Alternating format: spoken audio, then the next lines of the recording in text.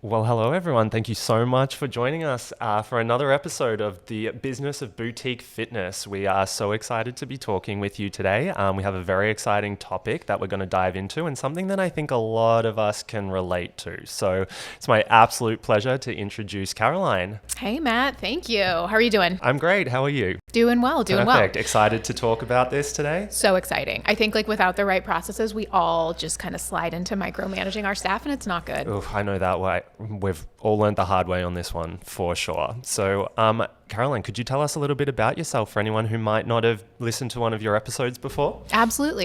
Yeah, I'm Caroline. I am team captain of our Grow Your Studio Profitably program here at Studio Grow.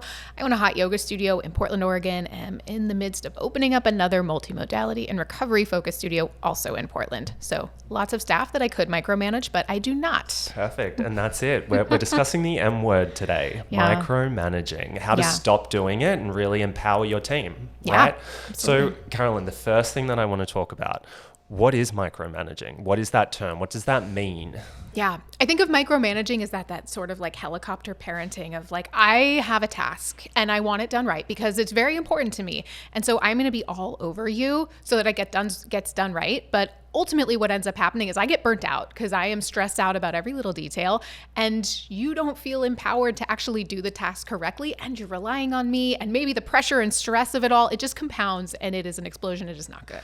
I mean, I almost get full body shivers when I even say the word micromanaging because, I mean, if you haven't ever worked with a boss who's micromanaged you before, congratulations. That's beautiful. A huge win because it's not fun at all. I always think about it as really coming down to the difference between control and clarity, right? I think there's a real difference between clarifying exactly what needs to happen, but controlling everything that needs to happen. Would you agree with that? Absolutely. And why do you think we lead to micromanaging our staff? What do you think that stems from? Yeah, I think a lot of the time it's almost fear driven, right? Because we, as business owners, we're so dependent on everything going well and we want success and we want all of these things. So we feel like if we hold on to it and it's in our control, then at least we can guarantee the outcome, right? So there's definitely a fear element to it, but I think that that's primarily what drives this behavior, but also some people just maybe lack some leadership skills. I hate to say it, but totally, they're just not aware of the way to get the best out of their team.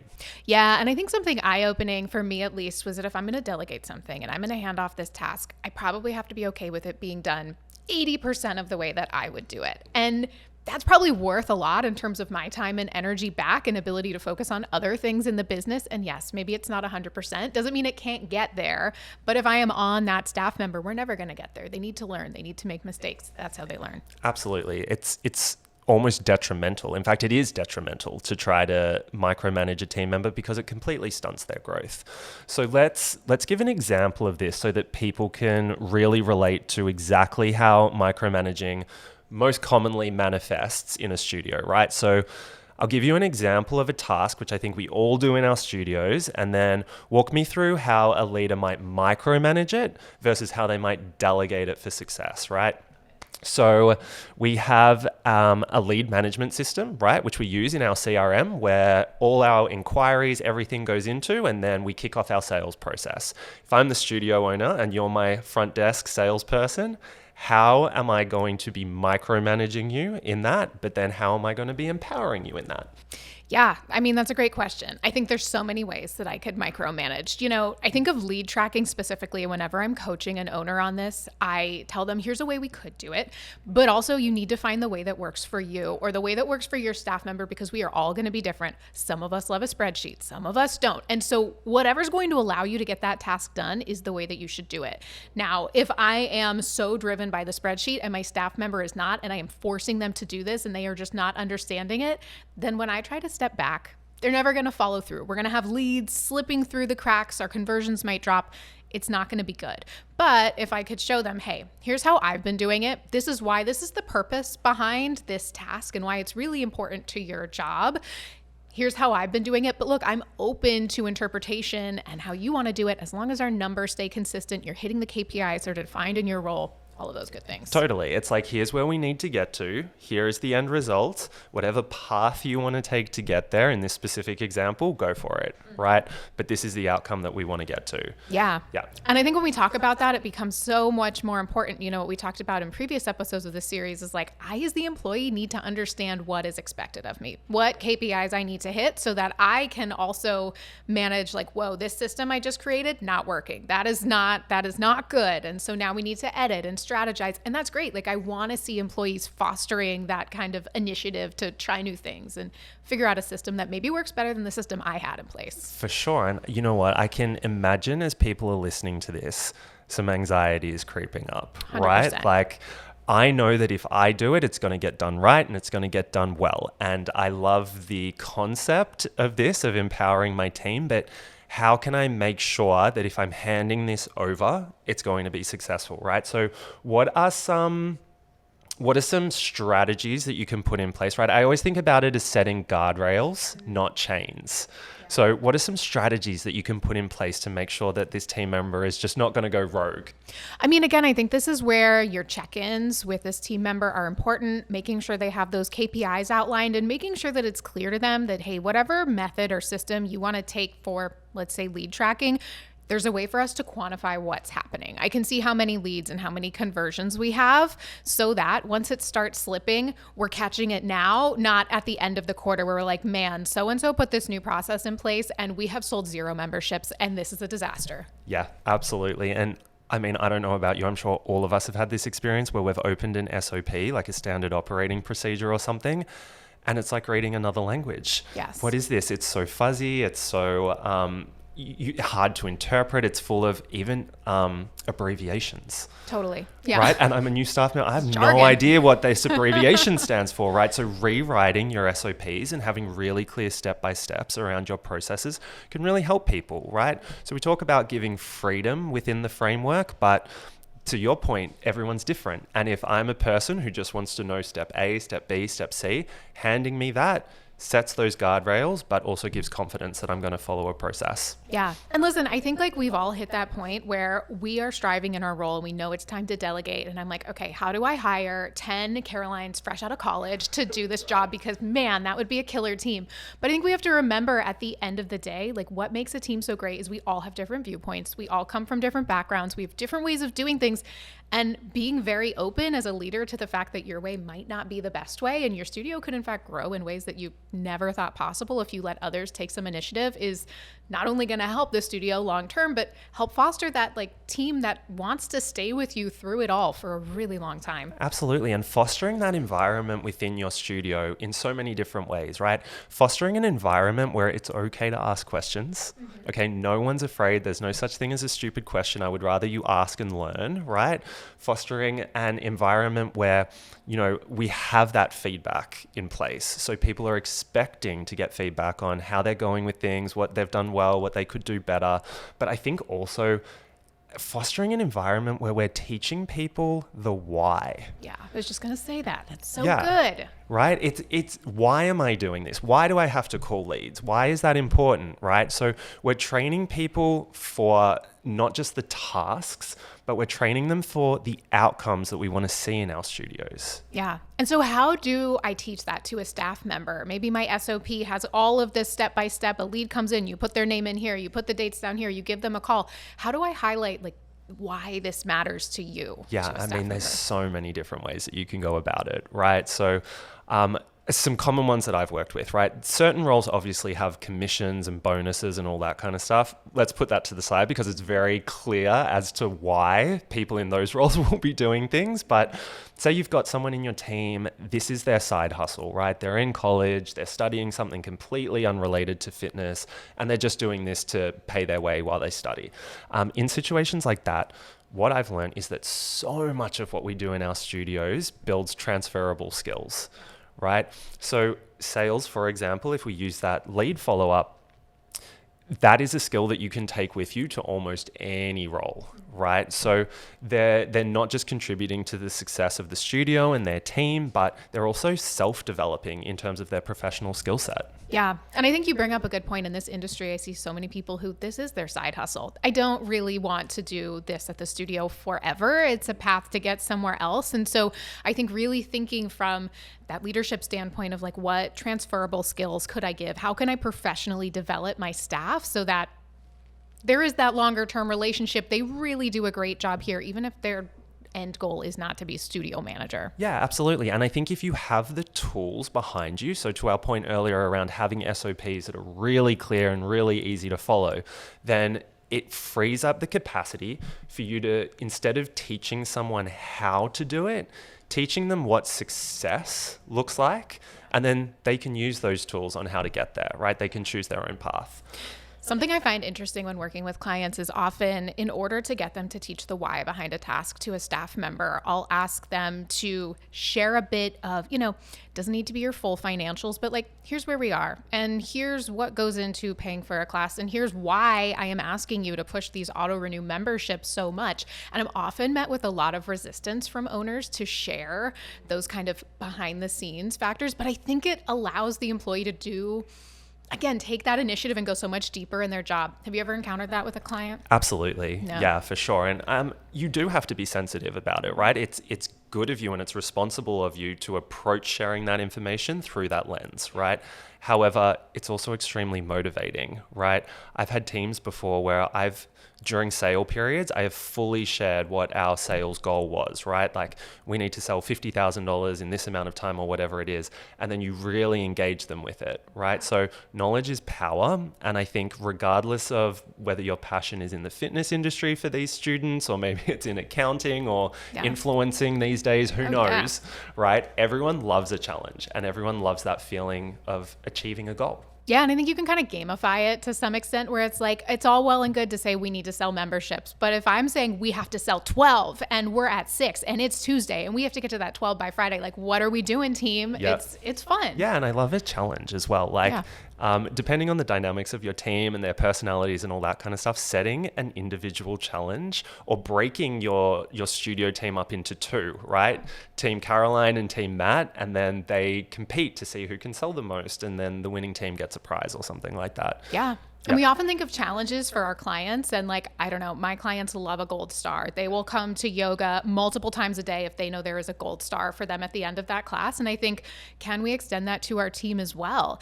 Bring that like competitive nature in, really make them work at a team. And I think that helps highlight the why behind the task so much. If they're like, we are all in different roles, but we all have a piece in getting us to that goal, I think it can really bond the team. Yeah, I agree. And I think another really key piece with this, when we talk about the guardrails and putting systems in place to make sure we're protecting ourselves when we're doing this, is to introduce autonomy gradually.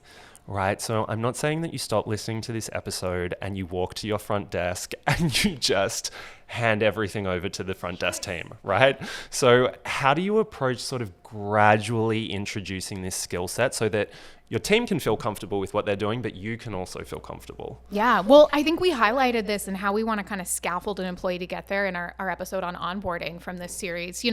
I want to make sure you understand the job and that you understand there are boundaries. And then by that, 60 to 90 day point, I want to start introducing little tasks that allow you to demonstrate to me how you can take autonomy in this role and how you can kind of run with an idea in the broader scope of the business.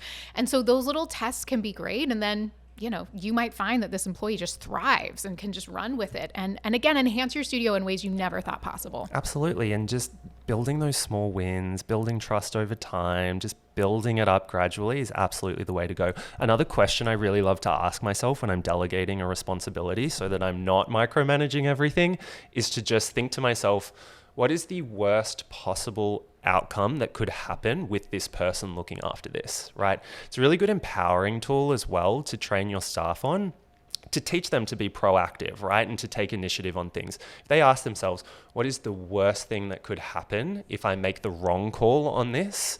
If it's going to be reputational damage, it's going to cost us a lot of money, it's probably a good one for me to keep right now, right? That's not micromanaging, that's being responsible. But, if the worst that could happen is that they want to speak to a manager. A client wants to speak to a manager. Fine. You know what I mean? Like, take that initiative. Totally. And I try to use the mindset check for myself so often of like, at the end of the day, it's just yoga. Like, people are going to come into the studio. They're probably going to feel better when they leave, even if the class is awful from my point of view. And obviously that's not what we want. We want it to be a great experience, but that kind of like, it will be okay. And we're going to push through here. Yeah, absolutely. And I think that, just assigning more and more responsibility over time, it's a really rewarding experience for your staff member as well, because they feel like, oh, look at me. Like, they trust me. I'm doing good. Like, that's a satisfying feeling. So yeah, I think that as well, it's not necessarily a sign of distrust, right? Or poor performance or anything like that for these team members, but it's more of an investment in their growth and their development. And it's really a commitment to helping everyone in our team achieve their potential, whatever that potential may be. Yeah. And now I'm imagining owners or studio managers listening to this and being like, that sounds amazing. I would love to do that. But also I am terrified and the anxiety bubbling up is too much. So how do I ease into this? What is like step one to giving my team a little autonomy? Yeah. So meetings, first and foremost, right? But the full spectrum. So one-on-ones with people is absolutely integral, just to understand where they're at, where their confidence level is at, maybe where their skill set is. Maybe don't want to delegate something to someone that's completely out of their realms of possibility right now, right? But I think it's also a really valuable opportunity for you as the leader to get feedback. Are you micromanaging? Let's start there, right? Because you could do an honest self-reflection of yourself and feel like, no, I'm the boss. I should be doing all of this, right? But if your team are kind of giving you indicators, no one's likely going to sit down with you and say, Caroline, you're micromanaging me. Totally. Right? Yeah. I might be a little scared of you. Yeah, like, exactly. What is going to happen? Exactly. I probably don't feel that comfortable with you if that's the case, but they will give indicators of it, right? So I think having meetings, one-on-one, team meetings as well, just to kind of introduce this new style of leadership that you're going to be going through is a great place to start. Yeah. And I think also just doing a self-reflection too of like, am I feeling burnt out? Do I feel like everything is on my shoulders despite having this large team that I'm paying to do these jobs that I'm doing? I think like both sides have to come in play here to really have that, okay, path forward. What are we doing? For sure. And I think we've spent so much time talking about kind of all the downsides of micromanaging, right? All the things that can go wrong and all the things that you have to do to stop micromanaging. But now let's paint a vision of the future. Okay, so I either consciously or subconsciously have been micromanaging my team, and I realize that now. Thanks, Matt and Caroline. But what does it look like for me? Why should I stop doing it, right? What does my future look like? And what's the reward of me doing this? I mean, it's so bright. Like, and again, I think this is kind of where it comes into, you want to scale your studio and that can look 1,000 different ways. If you want to open more studios, maybe now you have delegated all of these tasks and you are allowing your team to run with it and you have space to open more studios. But I think also if time or more energy or time with your family or to do other things that are important to you outside of work is the goal, this is going to allow you to get there. You know, I can take a week off and I know that the studio is not going to catch on fire and everything is going to stop because of me. That's a huge weight off your shoulders. Like, that is so worth it. Absolutely. Imagine having that time back in your week to reinvest it however you want. Whether it's with your family or to finally grow your business or to take on more of the things that you love about your business, right? Getting that time back, it's not a crazy thought.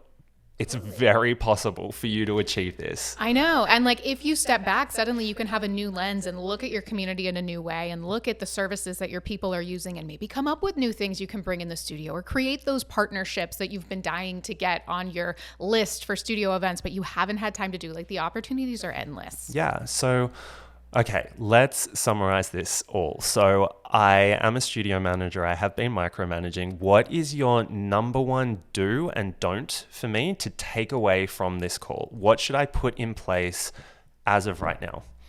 I think first, you need to put in your head, like, it is okay with things not being done the way I do them 100% of the time. I think if you don't have check-ins with your staff, now is the time to implement some check-ins, because if I want to delegate, I also have to understand what exactly the staff member can do. And then take that pulse check. Like, are people comfortable coming to me? Can I solicit that open feedback from my team to see if this is going well or this is not going well?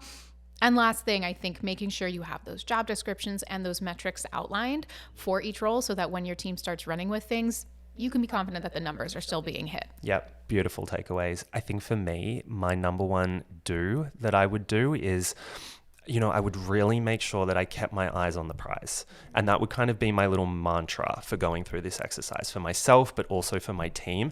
It's all about the prize at the end, right? How we get to the prize, less concerned, but eyes on the prize is my number one do, okay? My number one don't would be, don't let fear take over, right? Just because it's different doesn't mean it's bad, doesn't mean it's worse.